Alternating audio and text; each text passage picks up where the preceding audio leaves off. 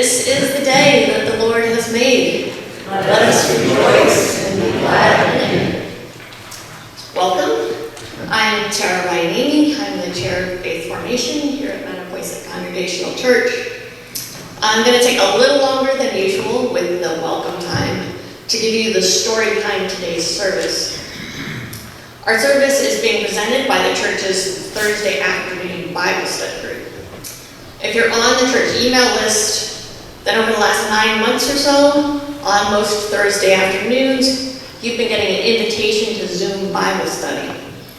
If you've never clicked on that link, then you missed out on something pretty special. The beauty of meeting by Zoom in a pandemic is that we don't have a lot of other obligations crowding our calendars. We can take as long as we want. So in the months between Christmas and Easter this year, we took our time digging into the book of Ecclesiastes. Ecclesiastes starts with this in chapter 1, verse 2. Meaningless. Meaningless, says the teacher. Utterly meaningless. Everything is meaningless. Depending on your translation, it might say emptiness or futility. The Pew Bibles say vanity, but it's all the same idea. Ecclesiastes was written by a man who calls himself the teacher or the preacher. He claims to have been the king of all Israel, and he's devoted his life to observing the natural world, watching how people behave, and studying all the wisdom that's been recorded, trying to figure out how we should live our lives. And he gives us his conclusion right up front. It's all meaningless. So you can read that and just walk away impressed, or you can take it as a challenge. So our group spent our Thursday afternoons this spring basically discussing the meaning of life. We didn't, of course, come up with all the answers, but we did learn a few things, and today we want to share with you some of our favorite messages from Ecclesiastes and what they mean to us. So before we get started, I'd like to really quickly introduce the group. Pastor Amy was our fearless leader. Of course, she's away now on a well-earned break, but I hope she'll be watching the recording. Most of the group you'll probably know in the lead chapter. Turn up here, we had Lynn and Nahigyan, Claire and Lauren Keene, Bjerre, Peg Olney, and Nancy Perry. Someone you may not know yet is Dawicki. Joe's a volunteer at Ned's Point Lighthouse, and he's a chaplain with the Interchurch Council. So now, let's prepare our hearts and minds for some contemplation of the meaning of life as we listen to the prelude.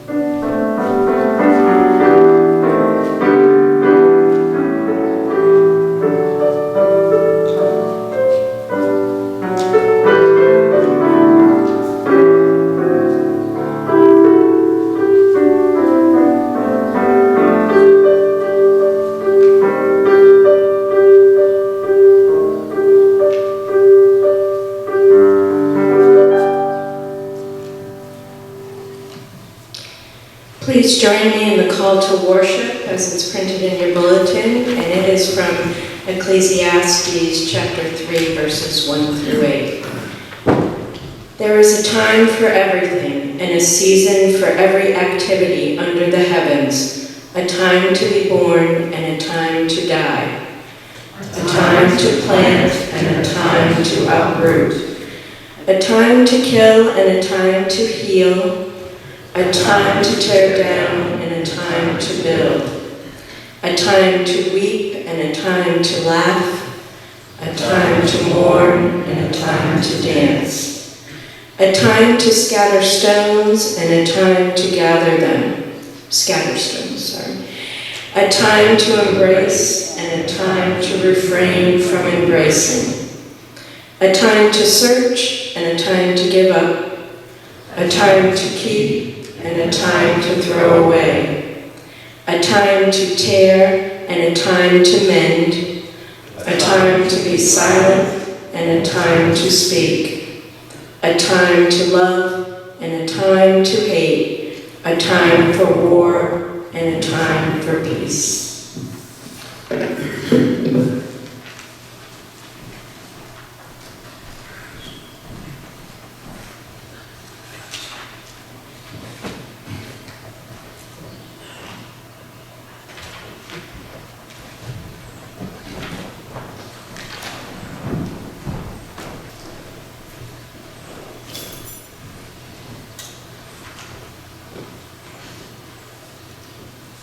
Listen to God's word. Ecclesiastes. Microphone. Oh, I'm sorry. Did I do it? What do people get for all their hard work under the sun? Generations come and generations go, but the earth never changes. The sun rises and the sun sets. Then it hurries around to rise again. The wind blows south and then turns north. Around and around it goes, blowing in circles. Rivers run into the sea, but the sea is never full. Then the water returns again to the rivers and flows out again to the sea. Everything is wearisome beyond description. No matter how much we see, we are never satisfied. No matter how much we hear, we are never content. History nearly completes itself. It has all been done before. Nothing under the sun is truly new. Sometimes the people say, here is something new, but actually it's old. Nothing is ever truly new. We don't remember what happened in the past and in future generations. No one will remember what we are doing now.